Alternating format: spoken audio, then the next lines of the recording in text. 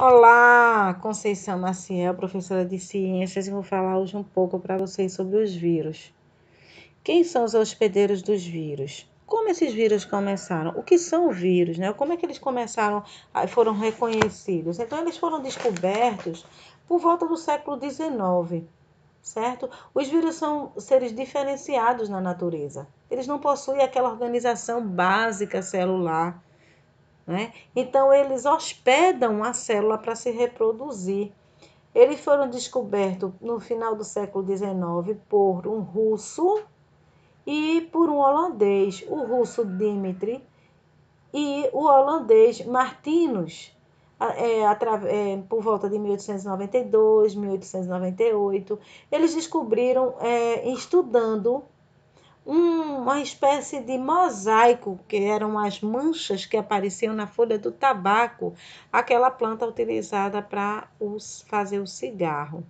Então, esses dois estudiosos, né, cientistas, eles observaram que esse tabaco ele era infectado e ele sofria uma infecção, e foi aí que ele descobriu o vírus. Porém, somente na década de 1940, com o lançamento dos microscópios eletrônicos, é que essas estruturas tão minúsculas puderam ser observadas. Vocês veem na próxima, a gente está vendo aqui que eu tenho vírus em célula animal, vegetal, bactérias, fungo ou protozoários. Será que todos os vírus são maus? Nem todos. Aqui nós temos os tipos de vírus, alguns tipos dele, né? Como é a estrutura dele. Obviamente, essa estrutura está colorida para dar um destaque nos formatos e vocês conhecerem melhor. Aqui o vírus, esse primeiro aqui com esses mosaicozinhos azuis, é o vírus da poliomielite, que é aquele vírus que causa uma paralisia na parte inferior das pernas e que já existe vacina, graças a Deus. O vírus do tabaco, como a gente já falou, que é uma cápsula de proteína e contém RNA. O bacteriófago, que é um vírus que ataca a bactéria. Esse aqui a gente vai ver algumas vezes ao longo da caminhada de vocês, de estudantes, porque ele vai aparecer várias vezes nos estudos em ciências, em biologia, e ele tem uma característica bem diferenciada na estrutura dele, né? Ele tem uma cabeça, ele vai ter aqui DNA, cauda, fibras caudais. E a gente tem o vírus da gripe, que é um vírus aqui com uma estrutura menor, possui lipídios, proteínas, RNA, ao invés do DNA. E ao lado e último, o do HIV, que é o vírus da AIDS. Então, a gente tem esses vírus aí.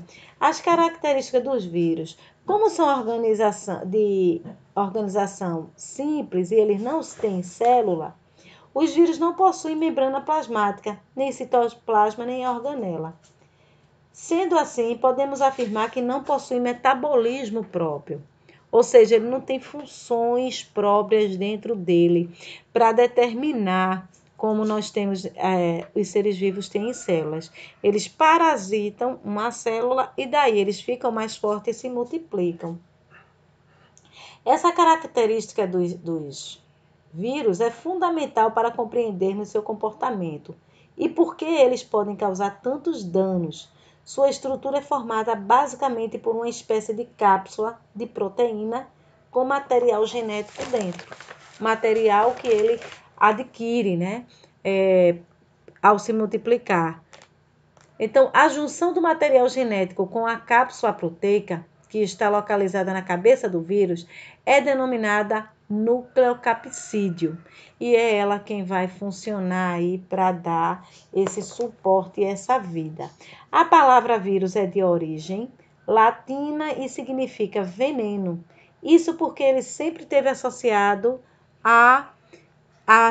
fazer mal, mas eles também podem ajudar. No caso do bacteriófago, ele vai parasitar a bactéria e pode vir destruir essa bactéria, né? Em ajuda própria para nós, os seres humanos. Então, eu tenho o lítico, o vírus lítico, nesse ciclo, após ele se acoplar na célula, o vírus inocula seu material genético, que é lançado dentro do citoplasma celular, e logo em seguida passa a comandar o metabolismo das células, produzindo novos vírus, o que provoca a quebra da membrana plasmática celular, gerando a morte da célula. E é aí o malefício dele. E temos também uma outra forma do vírus se multiplicar, que é a forma lisogênico. Após acoplamento e a liberação do material genético dentro das células hospedeiras, o material viral liga-se ao DNA celular e que é transmitido para as futuras células filhas. Então, ele também vai aí atingir as células que vão ser ainda produzidas quando ele se multiplica na forma lisogênica. Então, a gente tem aqui, após a instalação do vírus na célula hospedeira, são necessários apenas 25 minutos para que ele se multiplique por 100.